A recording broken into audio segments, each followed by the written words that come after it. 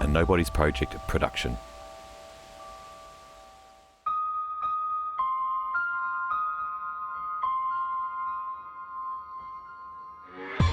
If you don't live in a jurisdiction with a Human Rights Act, government's actions aren't automatically bound to respecting your fundamental rights, leaving you, the citizen, with fewer tools to change abuses in areas like housing, health, education, and freedom from discrimination. With all this potentially leading to poorer services, increased vulnerabilities, especially for marginalised groups. And it is very difficult holding authorities accountable for failing to uphold you and your community's dignity and essential services. Issues you might experience without a Human Rights Act include weaker government accountability.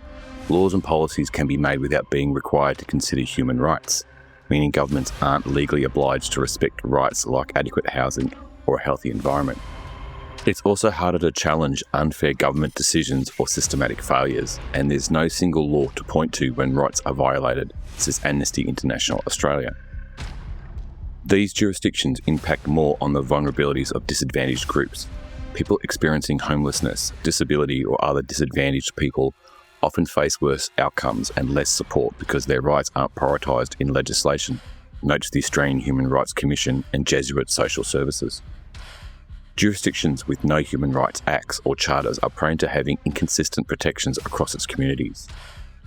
Rights protections relies on various specific laws like anti-discrimination acts that might not cover all rights for all people. And sometimes these laws conflict with each other, according to the Anti-Discrimination New South Wales and Parliament of Australia.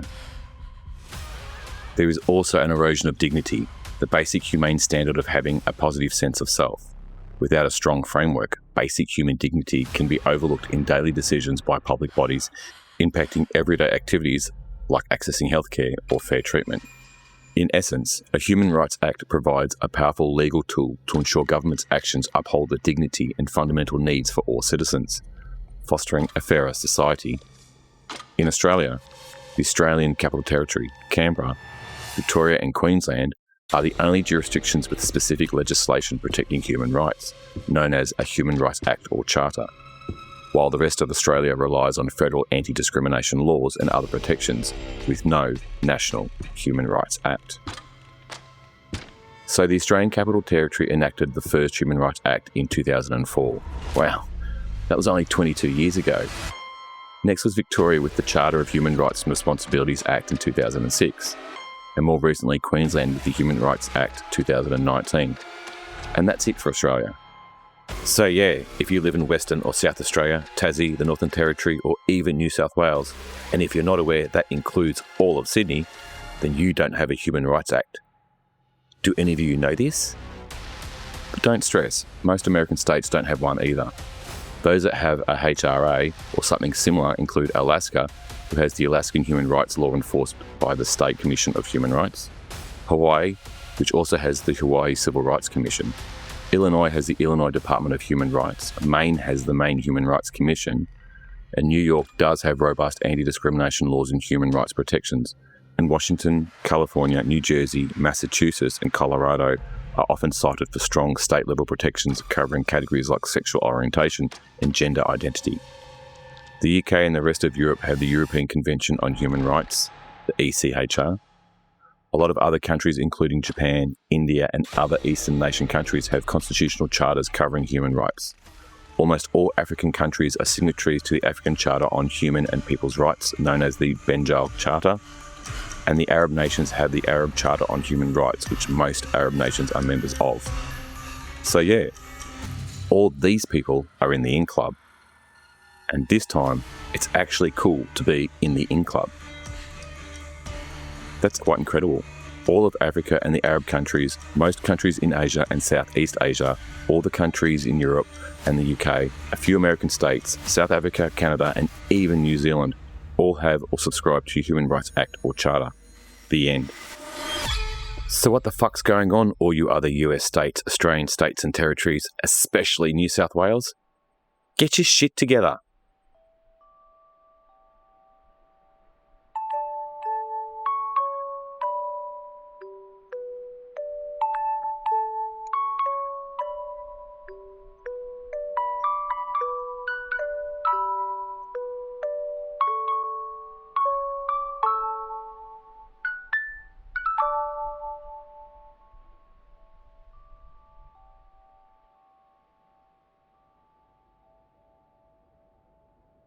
Too Many Arseholes is a social project looking at the rise of pathological behaviours in our society and the erosion of social trust, creating a better conversation around why this is and finding a way forward to a greater humanity. Today we flip the script and look at positive human behaviours over a 2-part mini-series. How do we define humanity? And then, what do we do to embrace it? This podcast is also part of a larger social project that we want you, the listener, to join in on. Key to this project is bringing together threads from many academic disciplines to create a body of knowledge we can develop with you to help us all with having better conversations around these pathological behaviours in our personal and social circles. Thanks for joining us today for Season 1, Episode 16. In today's episode, we put the spotlight on human rights and the right human behaviours. From how we interact face-to-face and in group environments, to how we make decisions for others and adhere to decisions being made for us. How to disagree and allow everyone to save face when interactions escalate, and what can be done in a world of eroding social norms and behaviours. There's a very important reason why we're tackling this subject today, but we'll need to leave that for later. And so thanks for joining us and coming along on this journey of reflection and discovery as we attempt to unpack and just better understand why there's too many arseholes.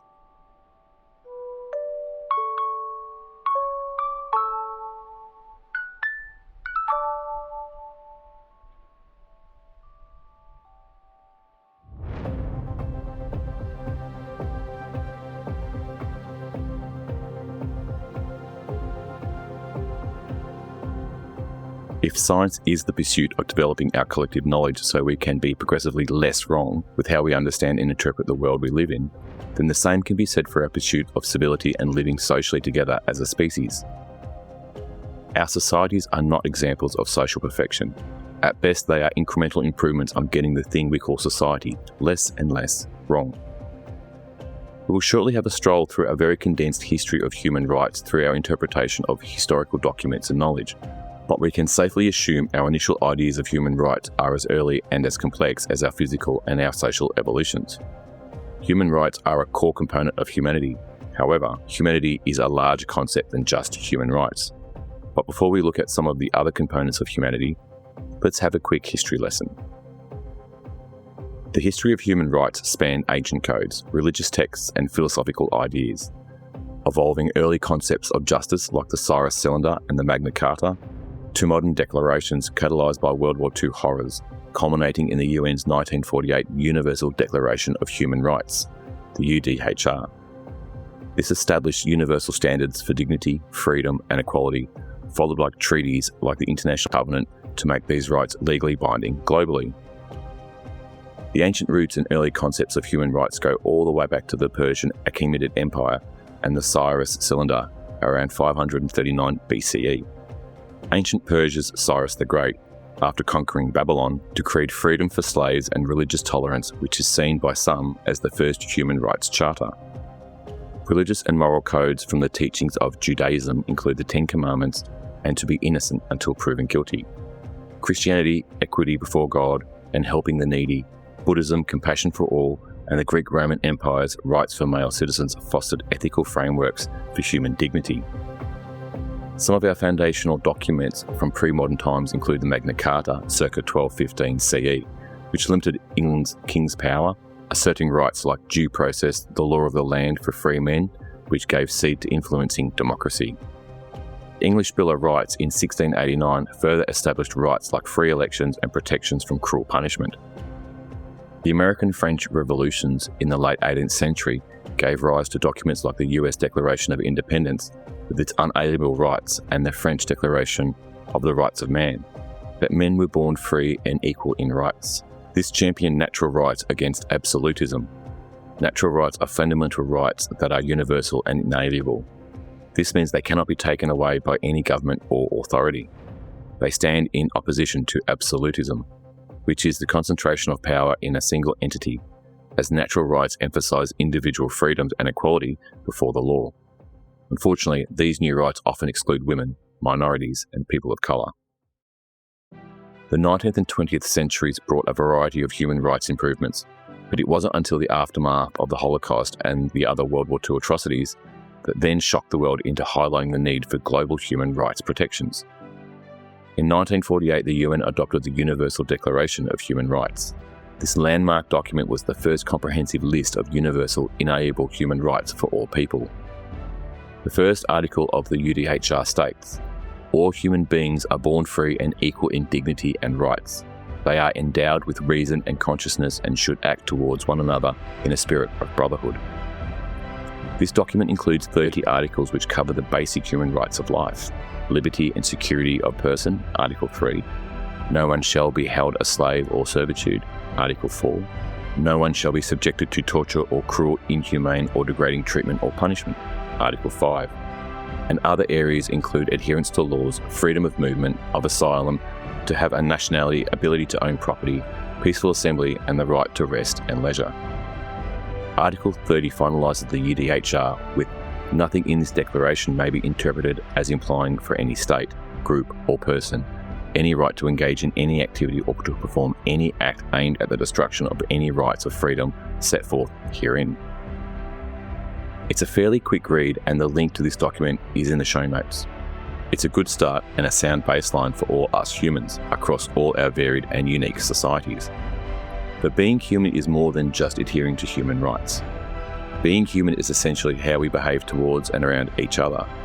We have to interact, coordinate, share, trade, direct, and instruct each other. To get through any day of the week, we will wake up and be around those in our home. We will then have to engage with the public, those at work, those in our different community and leisure groups. It's these individual and collective interactions that also make up a critical part of our humaneness, our humanity.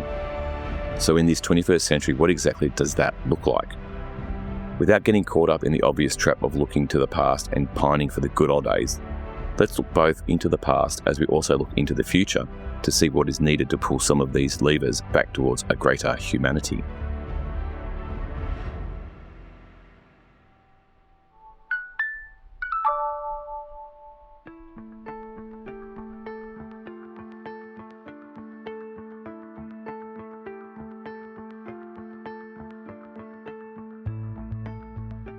At its most basic level, our humanity is found in how we interact with those right in front of us. Our everyday, face-to-face connections, contacts and engagements. It's our ability to appropriately acknowledge people, be it a handshake, a wave, a slight bow, or even a salutation. Sharing a greeting and then speaking with each other so that you both can share information, provide advice, finalise a trade, or make an inquiry, whatever you are there to discuss. But it's the eye contact and body language that also goes with these interactions that is also so important across our past and current cultures. How you stand, the volume and tone of your voice. It's all these small and seemingly minor parts that make up your character that we then use to participate in humanity by engaging and being with and around other people. When we share information, we naturally want to believe it is true. When we give information, we are expected to respond with the truth. It's that simple, but not necessarily easy to do in many situations. Take, for instance, Father Christmas and the Easter Bunny.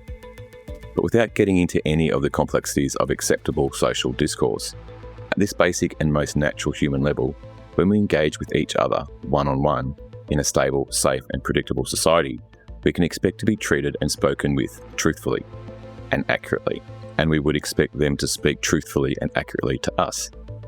It's why the Golden Rule is so ubiquitous across all of humanity. Revisiting past behavioural etiquette and social norms, as well as current cultures across the world, can help propose some basic behavioural standards to aspire for our collective future. It would still be a good gesture of humanity and general kindness to hold the door open for someone else. In this new world of equality, we can probably drop the male opening the door for the female part. But as able-bodied adults, you should show awareness to others by holding the door open for the disabled, aged, kids, pregnant women, people carrying boxes, or those in a bit of a hurry. It's such a small act of kindness, but it does reinforce our humanity. It's all these small acts of awareness to those around us that contribute so much to the sum total of our social health and contentness. And so it's from our one-on-one interactions that we expand this thought experiment to how we contribute to behaving in groups. The people in our sporting groups, both our team, the opposition, the officials and the supporters. Our work groups including our customers, managers and the other businesses we interact with. Our transport groups, be it the car, bus or train.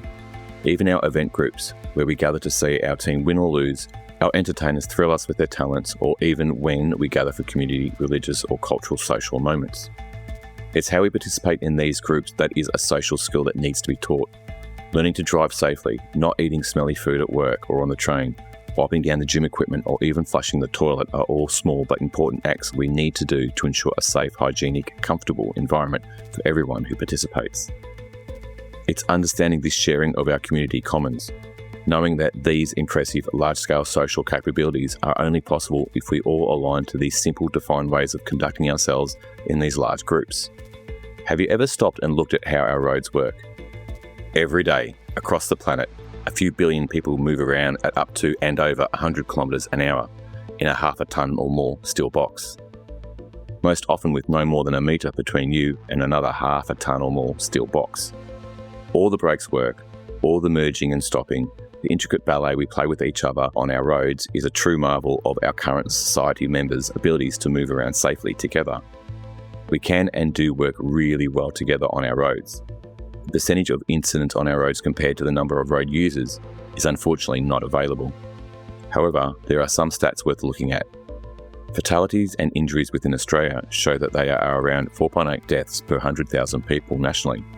That's 0.000048% of the population. And that's in a country where almost all citizens use the road system in some way. Australian communities are generally spread out, with nearly everyone needing at least a bike or a bus to complete daily tasks. Another example is how we managed to fit up to 100,000 people in a space no bigger than an almost circle 270 by 282 metres, the MCG, the Melbourne Cricket Ground. Not only can we fit everyone in, watch a sport or concert, we can also move around, buy food and merch, and even heckle and jeer the opposition. With only a handful of antisocial incidents, it's incredible how compliant we can all be squashed together in these stadiums. And incredibly, if we need to clear the MCG in case of an emergency, it can be done in less than 20 minutes. Wow.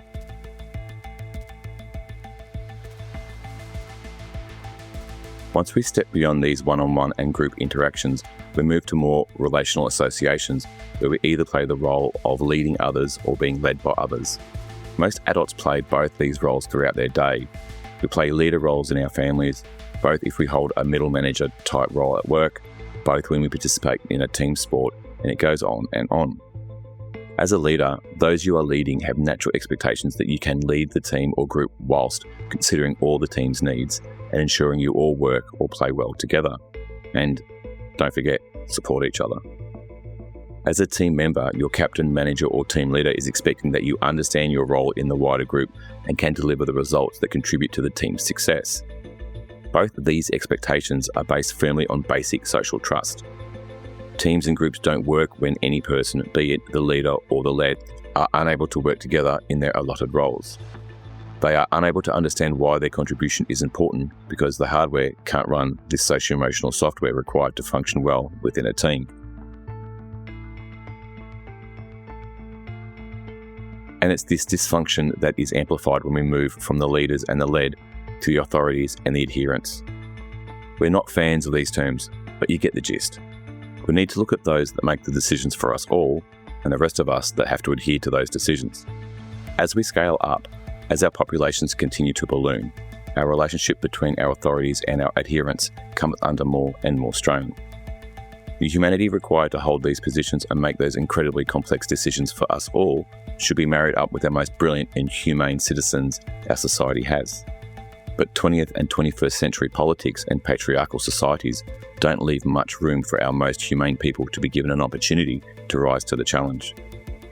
But without being caught down the political rabbit hole, the sheer intensifying of our capitalist societies over the last 100 or more years has sucked most of our humanity out of politics. Politics is now being more aligned to businesses than remaining independent and keeping businesses and their leaders in check. When our politicians, our leaders, switch from representing us to representing their own interests and the interests of the wealthy, the whole political system, which does have many components based on social trust principles, just loses its teeth. State and national sentiments start to strain and the calls for conflict and change start to bubble up. And right now, we don't have to look too far to see this all playing out in real time. These implicit social trust contracts need to exist between the authorities and the populace. They have always been there in a healthy society and have always broken eventually when pathological characters make their way into decision-making positions.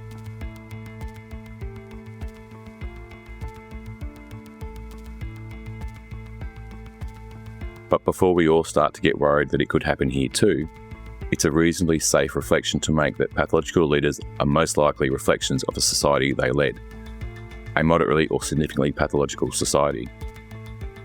And it's not just more than 50% of the society is pathological, but more likely that the pathological minority within the society has gained influence through means like money, power, or elevated positions, and they can draw out our worst pathological tendencies in everyday people with promises of riches and social progression.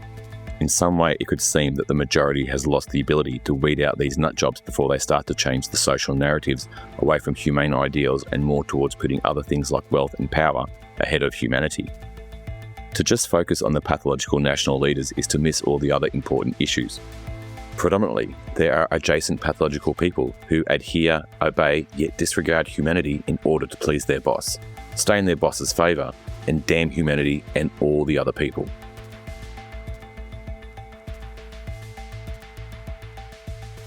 What's worse, the antisocial leader who pushes, manipulates, and lies their way to success?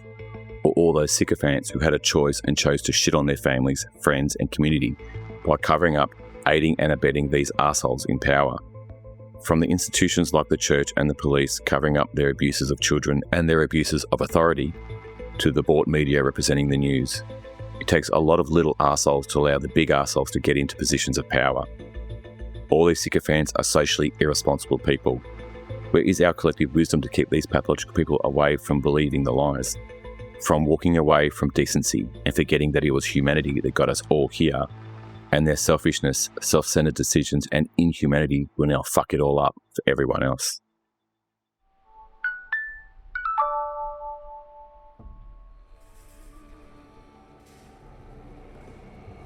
So what are we talking about in this episode? What's the actual point of spotlighting the Universal Declaration of Human Rights and then unpacking all the social expectations across the social spectrum from face-to-face interactions all the way through to authority and adherence? Well, there's a reason why we're dedicating a whole episode to this topic, but before we get into that, there's one more topic that we haven't covered off yet. What happens when things don't work, when disagreements occur? What's the right way to handle these situations? We can follow all the social expectations of our society when things are stable, predictable, and safe. But that's never going to be forever. Well-minded people will disagree. Pathological people won't make sense. There's also a side to humanity and being socially aware that needs to allow people a framework to disagree without allowing the incident to devolve into conflict. It's just as important as all the other proactive approaches we do to promote a humane society. So what is socially important when we disagree? Across all cultures, there are some fundamental truths to disagreeing, yet not humiliating and damaging a person's dignity. It is a skill, and one that only comes with maturity. Disagreements generally shouldn't be viewed as right versus wrong. This is mostly because the notion of being right is different between the two people disagreeing. That's why there's a disagreement. The strategy of, for me to win, you need to lose, the notion of the zero-sum game, is a moderate to significant pathological approach. One that is evident in young, growing minds, but mostly dissipates as these young adults mature into socially responsible people. A more humane approach is the win-win outcome, the positive sum game. It's not a compromise, it's the ability for both sides to disagree to find an outcome where both sides leave the disagreement with a positive outcome for themselves. They both win. It's uncommon to negotiate a win-win outcome with a pathological person. They can't conceive of your win because they don't have the hardware to. To be pathological in nature, to engage with this world with you at its centre, the concept of a positive sum game, of having win-win outcomes, are inauthentic at best and deceitful at worst. So given the situation couldn't be resolved with a win-win outcome and the ability to negotiate, maintain each person's dignity and avoid humiliation has diminished, well, that's when we are truly tested. Basic common laws across the world dictate that individuals don't have the ability to resolve disagreements that escalate beyond the initial negotiations, when they turn nasty or physical. And as a project, we are not going to suggest anything else. We do have systems to manage disagreements when the individuals involved can't resolve it themselves. We learnt very early in our social journey that to maintain a socially healthy society, all disagreements need to be arbitrated by designated third-party people, judges, administrators, or officially assigned roles. A healthy society is partly glued together by the trust and consistency of the legal system. It's intrinsic to having real teeth behind our constitutions, laws, contracts, oaths, and all the other social structures. But similar to other social or religious constructs like the Golden Rule or talk therapy, legal process only works because all people are understood to be mentally and socially healthy people. It's almost impossible to help a pathological person with talk therapy because they will lie to avoid their feelings. The Golden Rule doesn't work when you don't care how people treat you. The legal arguments and the processes of applying legal findings and penalties is heavily reliant on people talking, on spinning the facts, on twisting the narrative, on victim blaming and righteousness. If the legal system is our most defined social structure for maintaining stable societies, what happens when it starts moving away from humanity? But as flawed as our legal systems can be at times, they were never intended to be perfect. Just like societies and science, the legal systems are really just a process of getting things less wrong. But it's at this point of the episode that we want to plant a seed, an idea that has started to bubble up over season 1, an idea that might help with behaving socially responsibly, especially when situations escalate. And that idea is simple. Everything we currently have at our disposal in modern day society is based on the understanding that all people are mentally and socially healthy. There is a caveat for psychopaths and sociopaths, but that only takes into consideration the extreme cases. This antisocial spectrum is just not a thing. It seems to be accepted that if you can show even a little bit of humanity in one area of your life, then that's fine. Well, as a project, we don't think that's fine.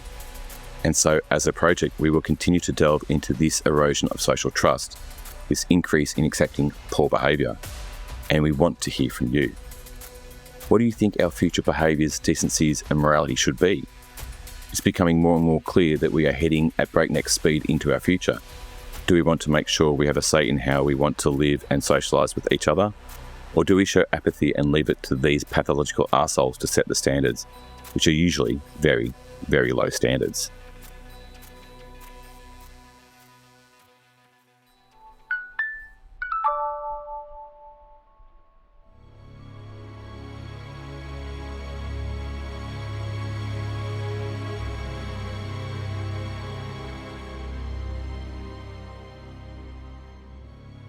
You only have to speak to career educators for 2 minutes to hear stories of increasingly poorer and poorer behaviour in the schools and other institutions. Across the board, behavioural expectations have whittled away over the last century. Basic social norms that those born in the late 19th century would have installed in their kids are norms that would have been tested throughout the 20th century as our electrified, digitalised and online socialised societies created new ways to communicate and new online spaces to disregard centuries of social evolution in how we interact with each other. These recent changes could be seen as liberating to the younger generations, but at what cost to our collective social trust and cohesion? Is there a correlation between our rise in social fears and our erosion in social norms? Sociologists, this is the part of the conversation that we invite you to join in. More recently, we created the United Nations Convention on the Rights of the Child, which focuses on the specific needs and rights of all people under the age of 18. This has been adopted by all UN nations except for the United States, but we'll take a closer look at this next episode. But ultimately, our future societies will be made up of standard behavioural expectations if they don't completely collapse. And so, what will these behavioural or social expectations be? Without a religion being central to our society's configuration, what's left to define these social standards? The government? The education system? The home? Law enforcement? National identity? Social media? What will it mean to be a right human in our near future? And how will this be defined, communicated, and instilled? As a project, we don't have the answer to this important question because, as always, we base the project's view firmly in the centre of humanity, and that doesn't work this time. Or does it? At the start of this episode, we walked you through the UDHR, the Universal Declaration of Human Rights, and its all too recent history. It's not even 80 years old, so technically a boomer. But for the last 78 years it has held. It has been foundational to so many other human rights charters and agreements. It's our clearest definition of our basic human rights, a standard that has been set. Why can't we piggyback off this document and make a universal declaration of human behaviour? It won't have the same legally binding requirements. It'd be more likely a heavy moderated Wikipedia that creates a place where we can clearly define good, socially acceptable behaviour, where cultural variations can be known and understood. It kind of sounds wacky, but if something along these lines was possible, then as societies we could prescribe these behavioural standards. Our institutions with the responsibilities for our young and youth can align and agree across cultures and different social groups. And most importantly, we can have societies that are predictable, stable and safe. We can arm our societies with clear standards, and armed with this new UDHB, we can then finally look at why we spent almost a whole episode on human rights and what is a right human. Once we clearly create basic behavioural standards, we can then use those standards to smoke out pathological people who hide in this current social chaos. And we can do this by setting these standards. We can really start to show these pathological people who don't give a shit that we do give a shit, and we have the standards that we can fucking do something with. Now that we have put some colour on what it means to have human rights and how to act as a right human, now that we can propose ways of clearly creating the agreed behavioural standards we want for our collective futures, we can plan to have robust means of communicating, instilling, and most importantly, setting these behavioural standards, whatever these standards may be. We can also now look into the future, to the next episode. In the next episode, we're going to tighten the screws. We're going to pressure test this modern world we live in. It could get nasty, but if we are going to find a way forward to a greater humanity, then we need to be honest with ourselves. Not only do we need to create standards, but we need to instill them back into our societies by setting the standards. As we did back in episode 9, next episode, the rubber hits the road again, and we start to better understand what we as a project mean by a greater humanity.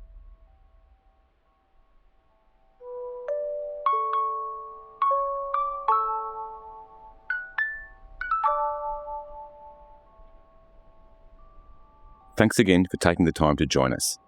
It took a whole episode to set up the next episode, but knowing as a species how we collectively define, communicate, and instill our social expectations opens up the conversations to working out what needs to be done if we are to mature our societies going forward. If you haven't read between the lines yet, next episode we tackle humanity, not the dictionary definitions, not the ubiquitous references that are always being thrown around. Next episode, we are really going to pull this thing called humanity apart, and you may be shocked by what we find, how we try to put it all back together. Too Many Arseholes is researched, written and produced by Nobody's Project. To put this series together, we have drawn on many sources, publications, books and podcasts. Throughout this series, we will ask you to go and read or listen to an article, book or podcast to accompany our episodes. Check out our show notes for recommendations for upcoming episodes and also for our sources. It's important that we acknowledge and promote the people and the work they have published that has inspired this project. And finally, we are always keen to hear from you. Do you have an experience, idea or insight that you'd love to share with the project? If so, please send an email to contactus@toomanyarsholes.com. Visit our social media pages and please feel free to get in contact and have a better conversation with us. To support the project, you can go to our Patreon page where you can get more information on the project and support us. You can also like, subscribe and review the podcast to help spread the conversation. And the best way to support us is to share the podcast with your family and friends and colleagues so you can have a better conversation with them. Until we catch up again, give a shit about our planet and just please, don't be an arsehole.